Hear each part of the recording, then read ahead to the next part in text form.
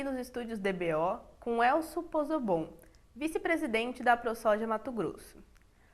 Elcio, como foi sua chegada a Sorriso e como foi esse caminho da cidade para se tornar a maior produtora de soja do mundo? Sorriso é uma cidade que hoje é a maior produtora de grãos do mundo, né? Nós temos lá aproximadamente 620 mil hectares de plantio de soja, levando ainda a plantar mais ou menos 50%, 60%, depende do ano, desse volume ainda em milho em segunda safra. Então, é um potencial enorme. Sorriso surgiu na década de 70, onde ninguém sabia exatamente o que aquelas terras iriam produzir e foram assim pioneiros que passaram por grandes dificuldades. Não existia estrada, não existia energia, não existia, enfim, nenhuma infraestrutura que desse condições das pessoas se instalarem lá e produzirem com qualidade, ou com um mínimo de qualidade de vida. Só para ter uma ideia rápida, quem precisasse fazer um telefonema até para seus parentes no sul, ele tinha que se deslocar de Sorriso e ir a Nobres, que é uma distância de 300 quilômetros. Então, isso era para se conseguir fazer um telefonema. Então, Sorriso se desenvolveu à base da força do produtor rural, que foi, digamos, numa união de esforços, desenvolvendo toda a infraestrutura, sempre na base da colaboração de um com o outro. Então, esse foi o início, e hoje nós vemos lá Sorriso, uma cidade com aproximadamente 90 mil habitantes, com uma boa infraestrutura, produzindo essa enormidade. E então hoje, logicamente, nós vemos uma Sorriso pulsante, vibrante, e que mesmo apesar de todas essas crises que nós temos no país, ela continua sendo um polo de desenvolvimento. Ali o eixo da BR-163 representa o grande avanço da agricultura no Mato Grosso, né? E cruza ali para o Sorriso e vai até o Pará. Como é que está hoje a situação da BR-163 e o que ela pode proporcionar em termos de melhoria da condição do produtor? Com o asfaltamento da BR-163, lógico que todas aquelas cidades polos agrícolas que se formaram ao longo da BR foram favorecidas e graças a esse asfalto, acho que levou um grande desenvolvimento para aquela região. Foram, claro, desenvolvidas porque se conseguiu levar essa infraestrutura mínima que era o asfalto. E depois disso veio a energia, enfim, são coisas que ajudam no desenvolvimento daquela região e hoje é um grande celeiro do estado do Mato Grosso, produzindo aí aproximadamente 40% dos grãos do estado. Certo. Com a possibilidade, ou melhor, com a concretização do asfaltamento até o porto de Miritituba, no Pará, o senhor acha que o eixo dessa produção vai ser escoado para cima ali? Sorriso é beneficiado com isso? Sim, é muito beneficiado. Eu diria que hoje nós não temos nenhuma intenção de mandar nosso produto para o sul, a menos, logicamente, que se destine a consumo interno. Caso contrário, se for a exportação, nós precisamos utilizar, sim, aquela estrutura que foi formada em Miritituba. Nós temos consciência de que o produtor ainda não está se beneficiando de ganhos financeiros em termos de preço de produto, mas, por outro lado, nós temos a consciência também de que nós desafogamos as rodovias que vêm para o sul E isso é muito importante, porque nós chegamos a algum momento lá que o trânsito estava literalmente travado em cima da BR-163, que era a única via de escoamento que nós tínhamos da produção. E hoje, então, já dividindo-se essa carga com cidades mais ao sul, então trazendo, logicamente, para Rondonópolis, que hoje tem ferrovia, e a grande parcela que digamos, Lucas, Sorriso, Sinop, aquela região para cima, então levando para Miritituba, o que desafoga, logicamente, esse trânsito que, como eu disse, estava já travado. Mas o senhor tem uma ideia de redução do custo do frete, por exemplo, assim, que vocês imaginam que possa obter? Nós acreditamos que a médio prazo nós vamos ter ganhos, inclusive com a redução do frete, sim, porque o frete, quer queira, quer não, ele recai nas costas do produtor. No momento, eu acredito que nós não temos grandes avanços na redução do frete por conta de que tem que se entender que o investidor, ele primeiro precisa ter o seu retorno e não é o produtor que está investindo. Nós precisamos, logicamente, entender isso, mas que a médio prazo e mais a longo prazo, pela concorrência desses investidores que tem, principalmente na região de Miritituba, nós vamos ter sim esse ganho de frete. Por enquanto ainda não é sentido. E qual a projeção da ProSoja para a próxima safra de soja e milho em relação à área, produtividade? Temos uma expectativa de que nós vamos ter a mesma área de plantio com um pequeno ganho, talvez pequeno aumento,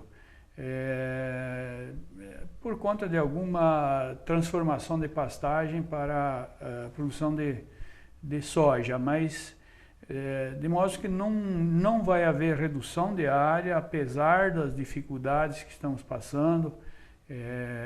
Custos se mantiveram, pelo menos nos patamares do ano passado, mas o preço da produção caiu muito.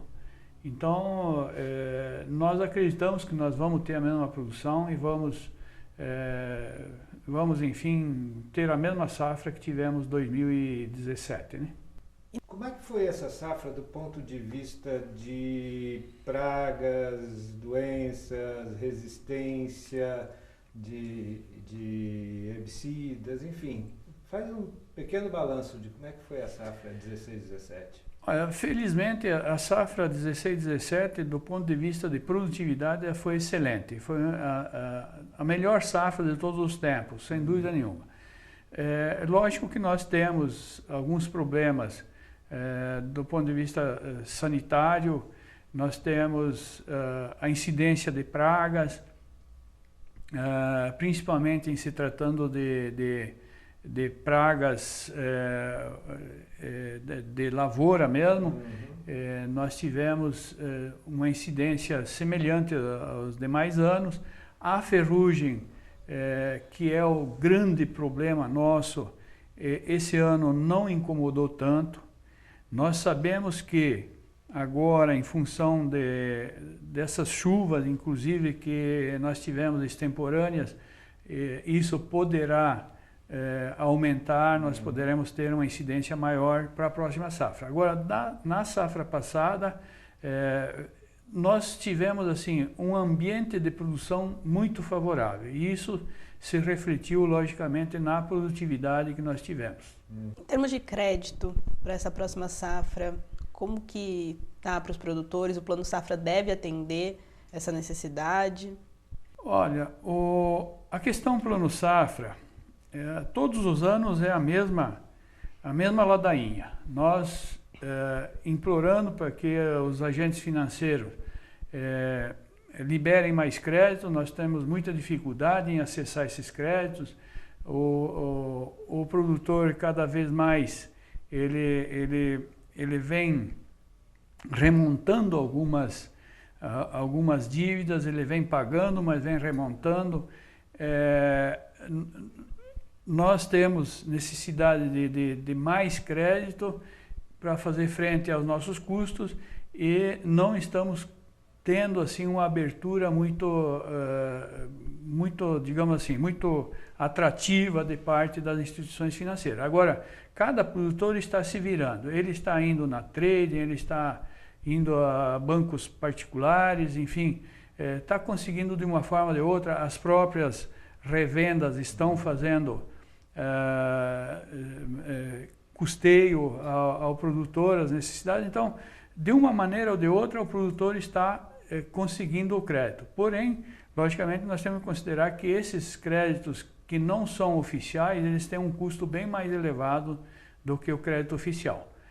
Porém, o governo fala que tem uma enormidade de crédito disponível para o produtor, por outro lado, nós não conseguimos acessar esses créditos. Agora, o que a ProSoja tem aí no horizonte para trabalhar em termos de entidade representante dos produtores?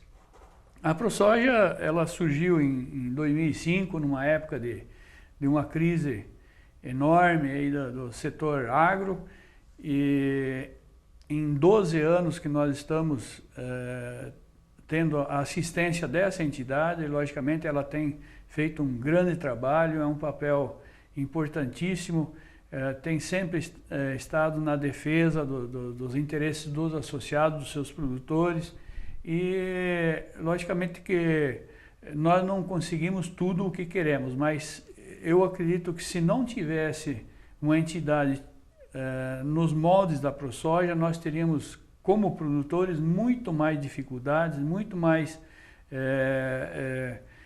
necessidade de nos socorrer de outros meios e, enfim, eu acho que nós, depois da criação da ProSoja, nós sentimos, por exemplo, que nós temos uma representatividade. E isso é o que eu acho que é o papel mais importante da entidade, visto que de 2005 para cá nós não precisamos mais ir para a beira da BR, porque era a maneira que nós tínhamos de reivindicar. Hoje nós temos as entidades lutando por esses interesses dos produtores, sem a necessidade de nós termos que ir lá fazer essas greves que, a meu ver, eram necessárias naquela época, mas que nós construímos uma maneira diferente de fazer a defesa dos interesses do produtor. Hoje o Estado já tem um déficit de armazenagem alto, né, que se intensificou com a supersafra de soja, de milho de 2017. Qual vem sendo a indicação da ProSoja para o produtor em relação a isso, né? Como que melhorar essa situação de armazenagem no Estado? O déficit de armazenagem nosso é muito grande. Nós evoluímos de forma até geométrica a nossa produção e produtividade e de forma muito lenta a infraestrutura. E em cima de infraestrutura, a de armazenagem então ficou muito para trás. Nós temos hoje no estado do Mato Grosso uma produção de aproximadamente 60 milhões de toneladas, o que não é coisa pequena, diante de uma produção nacional de 200, 210 milhões, então você veja que só o estado do Mato Grosso produz 60 milhões. Nós temos capacidade de armazenagem estática ao redor de 30 milhões, então temos um déficit aí de 30 milhões ainda, se considerarmos só a capacidade estática. Porém, as recomendações da FAO são para que o país tenha, enfim, a agricultura tenha uma capacidade de armazenagem de 130% da sua produção. Então veja que nós estamos atrasadíssimos. Nós tivemos um problema mais sério esse ano por conta da lentidão na comercialização de soja. A soja foi comercializada uma parte cedo, porque tinha preços razoáveis, mas uma boa parte ficou e os preços começaram a cair, então esse produto ficou dentro dos armazéns que deveriam ser utilizados pela produção de milho. Como você tem uma parte de soja dentro de um armazém, logicamente você não pode jogar o milho em cima. Então nós tivemos grandes problemas esse ano e vimos lá muitos casos de milho ao céu aberto, de utilização de silo bag para abrigar essa produção. Enfim, foi de certa forma até um caos em termos de armazenagem.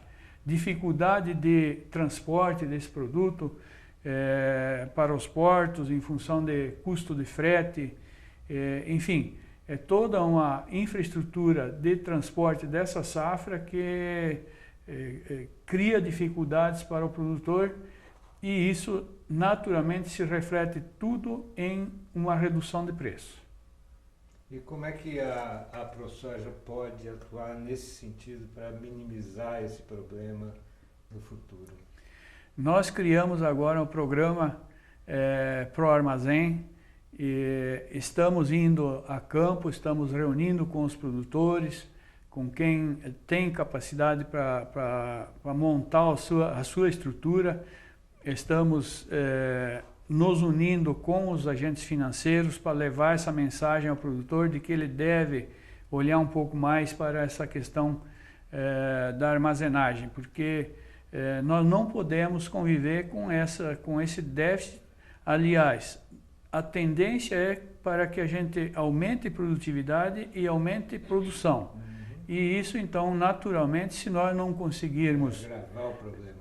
Vai agravar o problema, se nós não conseguirmos construir mais armazém. Então, por isso, a ProSoja está indo a campo, estimulando o produtor a formar a sua estrutura de armazenagem, e nós queremos, então, minimizar toda essa dificuldade que o produtor está tendo no campo.